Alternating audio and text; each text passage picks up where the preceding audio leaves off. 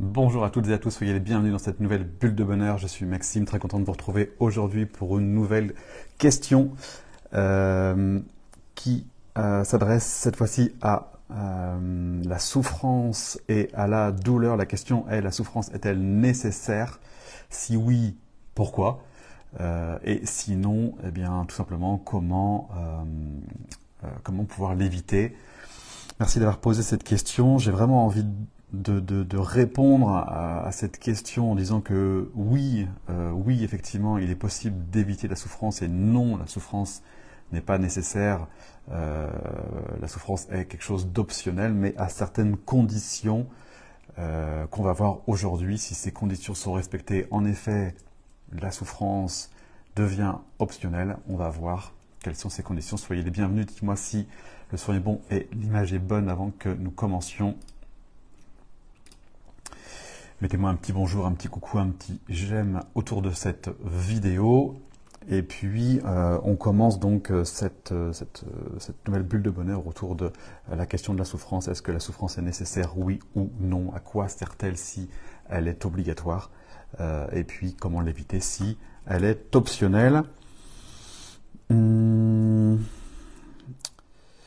va commencer par mettre un peu de vocabulaire, une distinction entre la douleur et la souffrance, puisque y a un amalgame qui s'opère et qui crée une confusion et qui fait qu'on ne peut pas solutionner ni la douleur ni la souffrance, puisque on mélange ces deux concepts, ces deux principes qui pourtant n'ont absolument rien à voir.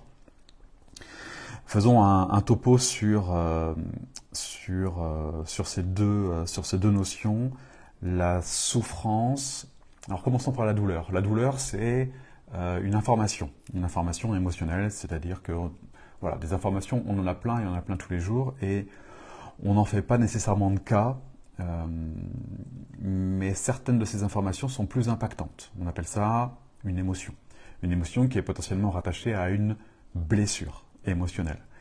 Donc, prenons un exemple un petit peu courant. Je me fais licencier de mon entreprise. Ça génère de la peur, une information émotionnelle à ce moment-là. J'ai peur, je ne sais pas ce que je vais devenir, j'ai peur de manquer d'argent, j'ai pas de plan B, je suis dans une incertitude, une insécurité. Ok, j'ai une information qui est douloureuse. Okay. Ou alors un autre exemple, voilà, j'étais avec un amoureux ou une amoureuse, c'est également des choses qui arrivent voilà, dans la vie d'un être humain. À ce moment-là, la relation s'arrête et je me sens triste, je me sens seul, je me sens vide, je me sens démuni, je me sens impuissant. Okay.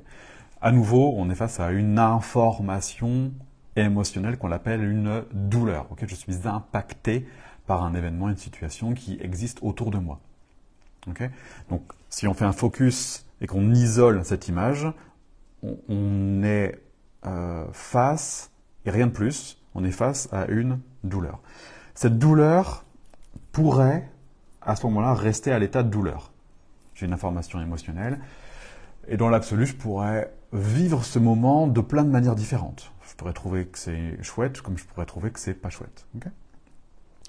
Ce qui se passe à ce moment-là, c'est qu'il y a un discours qui rôde autour de l'information de la douleur. Par exemple, si je me fais virer de ma société, ce qui rôde autour, c'est un discours qui dit « mais tu te rends compte, comment tu peux faire? Les temps sont durs, il n'y a pas d'emploi en ce moment, personne recrute, en plus j'ai pas vraiment de talent, et puis j'ai pas assez de qualifications, ça va être compliqué, comment je vais payer mon loyer ?» Voilà. Et tout ce discours, finalement, vient amplifier la douleur, vient générer un problème, puisque la douleur n'est pas un problème en tant que tel, mais par contre, tout le discours négatif qui rôde et que j'alimente autour de la douleur génère donc ce qu'on appelle la souffrance. La souffrance, à ce moment-là, devient non pas l'information émotionnelle, soyons clairs, mais devient le discours négatif que j'entretiens autour de l'information émotionnelle. Dites-moi si cette notion est claire, parce qu'elle est vraiment fondamentale. Tout comme une rupture amoureuse, hein, prenons un exemple assez courant, La douleur, c'est bien sûr le choc. Le choc, je suis triste sur le coup, hein, je ressens plein d'émotions, hein, bien évidemment. Hein. Il y a un avant et un après, il y a une notion de perte. Okay, mais autour de cette notion de perte, il y a « ah là là, mon Dieu, c'est dramatique » ou « ah là là, c'est pas dramatique ». Okay, donc toute la sauce, toute la salade, toute l'histoire qui est véhiculée autour de la douleur s'appelle souffrance si il est connoté négativement. Okay, et le contraire de la souffrance, d'ailleurs, à ce moment-là, c'est de l'enthousiasme, c'est de la joie, si le discours autour de la douleur est positif. Okay, quelqu'un décède, quelqu'un de ma famille qui décède, mais cette personne, c'était vraiment très difficile. Elle a eu un vieillissement très douloureux, avec des symptômes physiques très douloureux, ou des opérations, coup sur coup, et puis petit à petit, son moral était de plus en plus affecté, et puis cette personne avait qu'une envie, c'était de partir de l'autre côté pour en finir. Okay, à ce moment-là, la perte que je vis, elle est un peu équilibrée, dans le sens où oui, c'est triste parce que cette personne, je l'aimais, et bien sûr, je perds cette personne d'un point de vue physique. Et en même temps, je suis soulagé, je suis vraiment heureux pour cette personne, parce que finalement, là où elle souffre moins. En tout cas, c'est ce que je peux me dire, voilà, même si je ne sais pas exactement ce qui se passe après. Et je peux me dire, bah oui, cette vie terrestre pour cette personne était tellement difficile que c'est quand même une bonne chose qu'elle n'ait plus besoin de subir tout ça. Okay, donc, on voit que par rapport à une même information de douleur, le discours que je vais entretenir autour de cette information change toute la perception, change tout le point de vue. Et de là naît la souffrance ou pas, en fonction de ce discours qui rôde autour de la douleur. Dites-moi si ça c'est clair, parce que c'est vraiment quelque chose de fondamental. Et c'est ça la différence colossale entre douleur et souffrance, c'est que la douleur est une information émotionnelle inévitable, mais bon, on a des informations émotionnelles comme la joie, le plaisir, le contentement, la satisfaction, on a plein d'informations émotionnelles. Et toutes ces informations émotionnelles existent en nous et on ne peut pas faire sans. C'est grâce à ça qu'on existe, d'ailleurs. Hein, on est vivant parce qu'on a des émotions en nous. Par contre, ce qui est optionnel à ce moment-là devient la souffrance, puisque nous ne sommes pas obligés d'entretenir un discours négatif autour de cette information. Okay, donc là, on a vraiment quelque chose de fondamental. La souffrance est un discours, la douleur est une émotion. Ok ?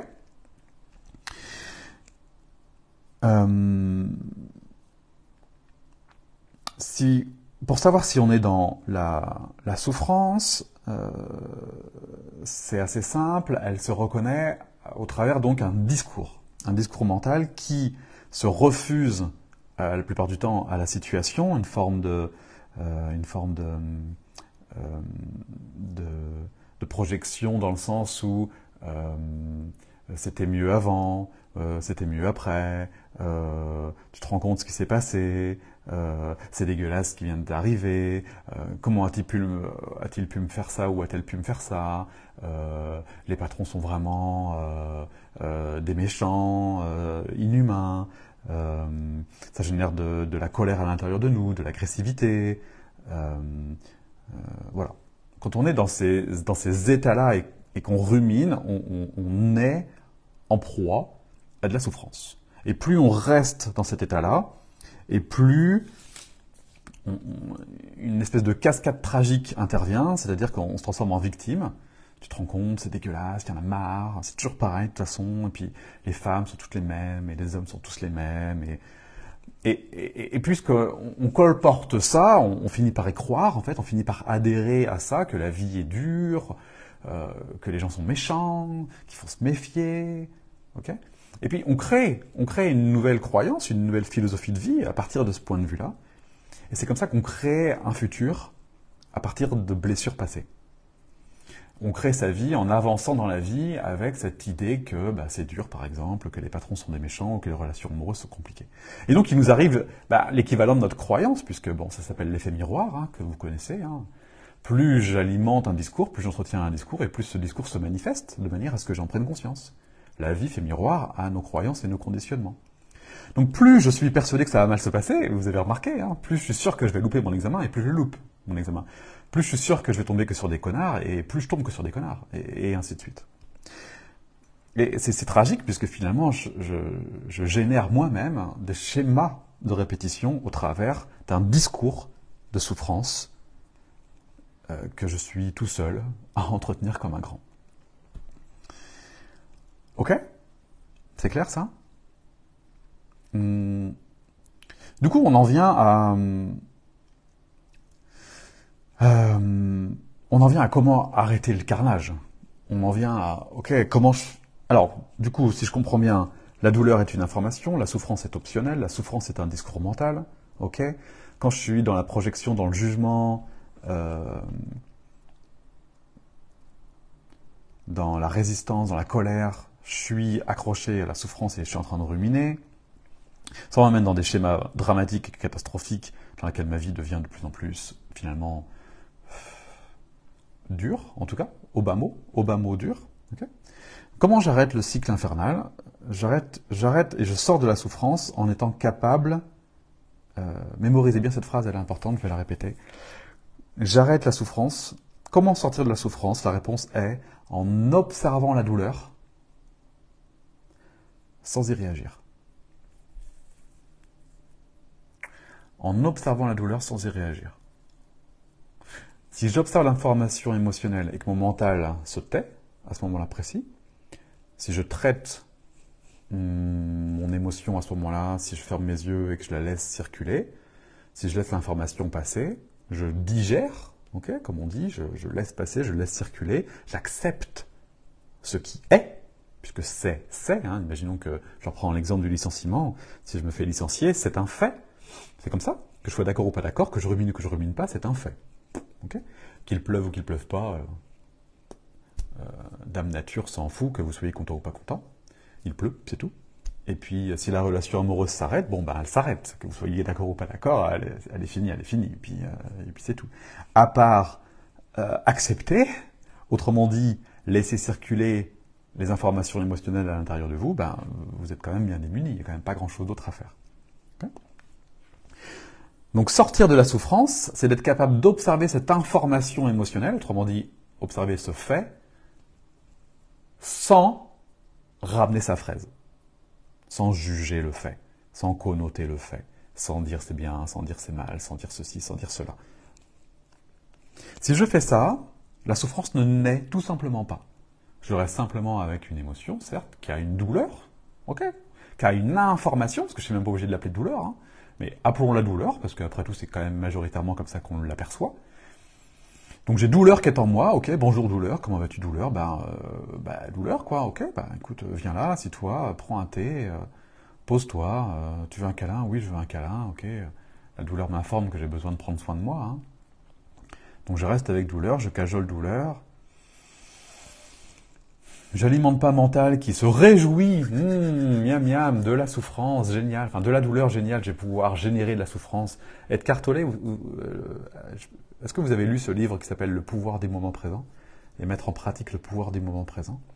C'est Ed Cartolé qui dit qu'on a tous à l'intérieur de nous un corps de souffrance qui se nourrit de la négativité. Et plus il nous arrive des tuiles, plus on laisse notre mental s'emparer des tuiles et plus, oh là là, c'est dramatique, plus, voilà, on est dans une espèce de marasme là, de nostalgie, de tout un tas de trucs là. Et notre corps de souffrance se nourrit de ça. Donc plus on l'alimente et plus il grandit en nous. Et plus on devient négatif, et plus on devient victime, et plus notre vie se ternit en fait. La solution donc, pour sortir de la souffrance, c'est d'être capable d'observer la douleur. Alors vous allez me dire, ok, t'es gentil Maxime, il nous faudra le mode d'emploi qui va avec, alors, ok. Dites-moi déjà si le concept est ok, parce que les choses fonctionnent comme ça. Techniquement, on peut s'y prendre de différentes manières. Donc on a différents outils en fonction de chaque individu et puis en fonction de la situation. La méditation permet l'observation des phénomènes extérieurs sans y réagir. On appelle ça justement la posture d'observation, la posture d'observateur. C'est un état non conceptuel, non jugeant, dans lequel je suis avec le moment présent. Dans le moment présent existe tout un tas de phénomènes, d'événements, de situations, de contextes, ok.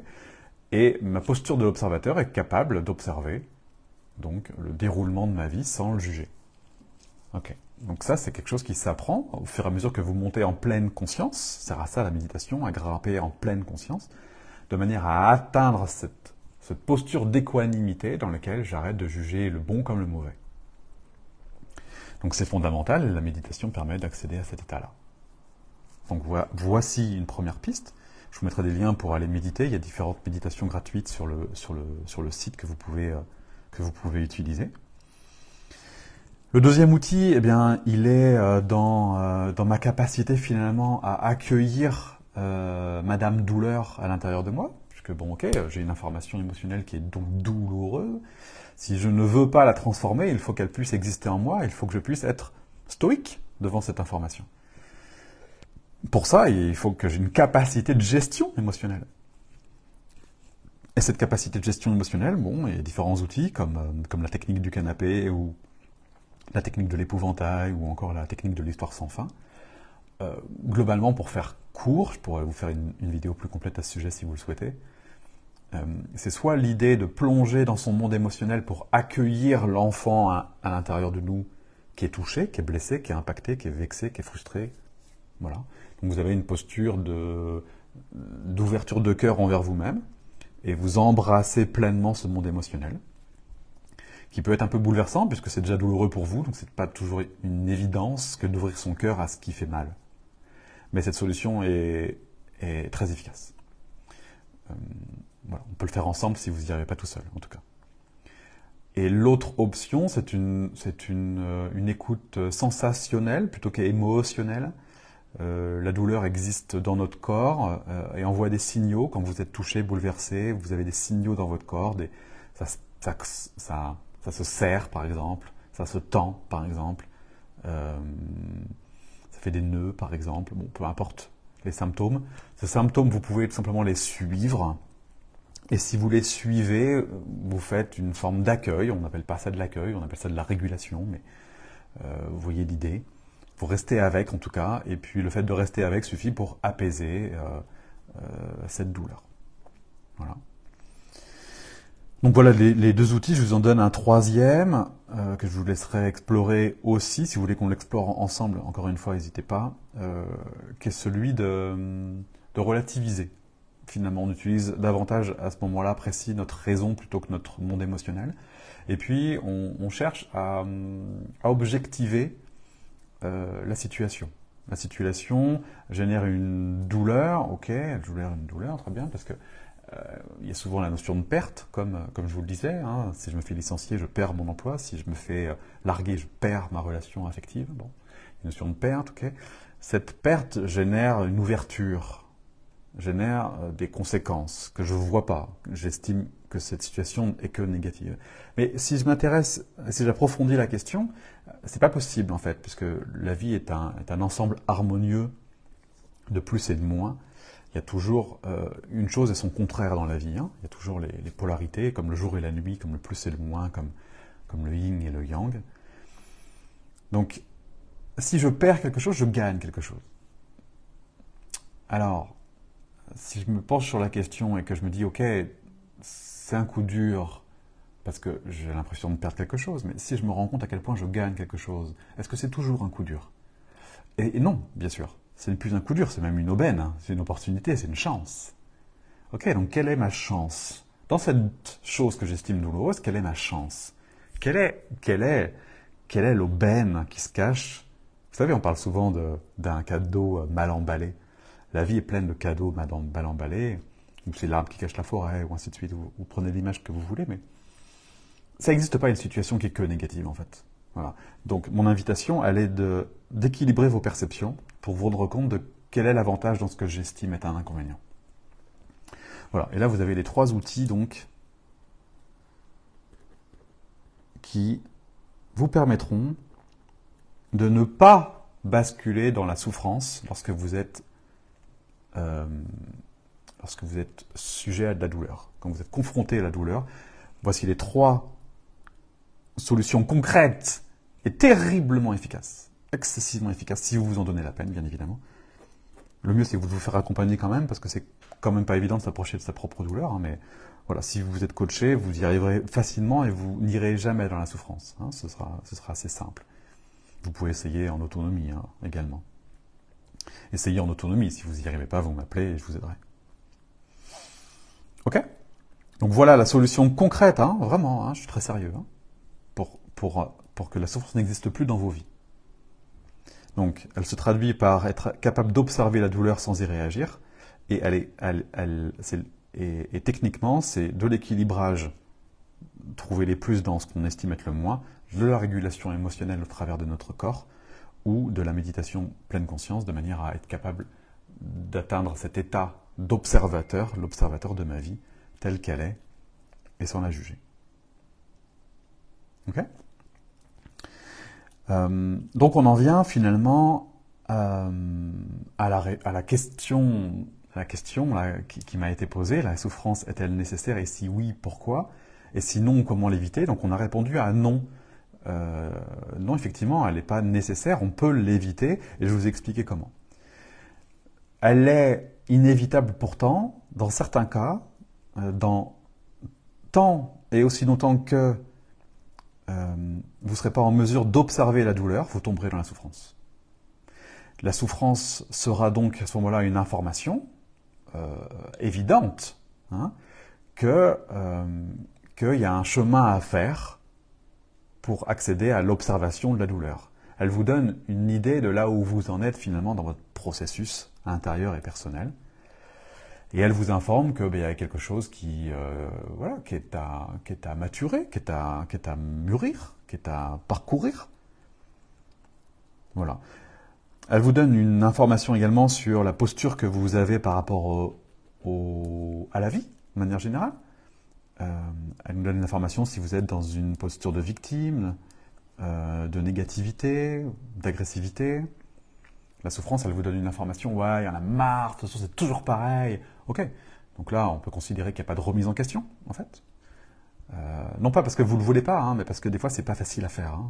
Tant qu'on n'a pas entendu ce genre de discours, c'est quand même pas quelque chose de... faut l'apprendre en fait. Hein. Et après ça se maîtrise au fur et à mesure de l'application. Donc en fait la souffrance nous donne vraiment une belle information sur là où on en est et puis la marche à suivre pour quitter cet endroit-là. Puisque arrêter de souffrir, c'est aussi arrêter de se prendre pour quelqu'un qui souffre.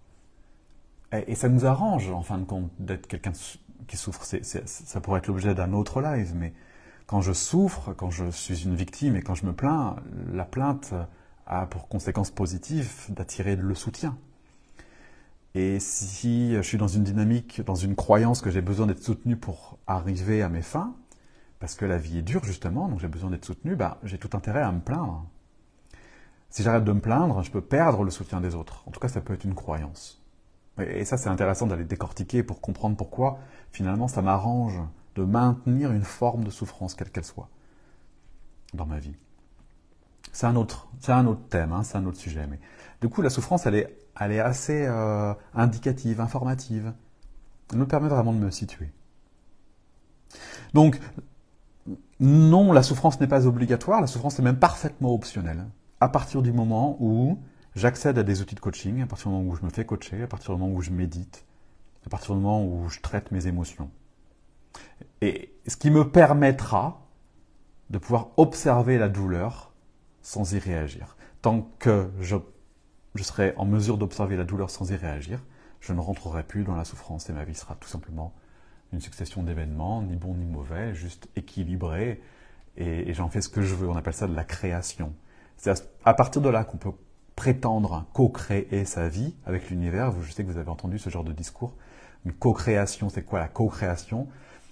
C'est quand finalement j'ai le choix. Ma vie elle est comme ça, ok, j'ai le choix de la trouver belle, de la trouver moche, j'ai le choix de répondre positivement, j'ai le choix de répondre négativement, j'ai le choix, en fait, je suis libre. Et c'est là que le libre arbitre intervient. C'est quand je suis libre de mes réactions émotionnelles. C'est quand je suis libre de ma réaction à la douleur. Et seulement si je suis libre à la réaction à la douleur, quand je ne suis plus obligé de réagir à la douleur, parce que je suis à l'aise avec la douleur, là, je peux décider de la suite de ma vie en tant qu'humain libre. À ce moment-là, la souffrance n'a plus besoin d'être. Dites-moi si ça vous parle, j'ai hâte de lire vos commentaires. Voilà. Pour aller plus loin, vous avez bien compris que votre job, c'était de travailler sur votre monde émotionnel, de méditer et de vous faire coacher. Si nécessaire, je suis là pour ça, n'hésitez pas. Vous pouvez également télécharger mon livre, Rendre le bonheur possible, qui vous donnera plein de notions sur ces thèmes-là, ou de suivre la visite guidée, elle est gratuite également, et puis elle va vous donner tout un process pendant un mois. Dans un mois, vous serez plus heureux. Voilà, n'hésitez pas, en tout cas, je suis à votre disposition. Et si vous avez d'autres questions, questionnements, interrogations que vous aimeriez développer, n'hésitez pas donc à poser votre question pour que je puisse fabriquer une nouvelle bulle de bonheur sous ce même format. Merci beaucoup. Je vous dis à très bientôt. Mettez un petit cœur, un petit j'aime, un petit quelque chose pour encourager ce live à sa diffusion plus large. Pour recevoir les notifications en direct, vous avez des petits points. Vous pouvez cliquer pour vous abonner et recevoir les notifications quand les lives ont lieu. Je vous souhaite une excellente journée et je vous dis à très bientôt. Ciao.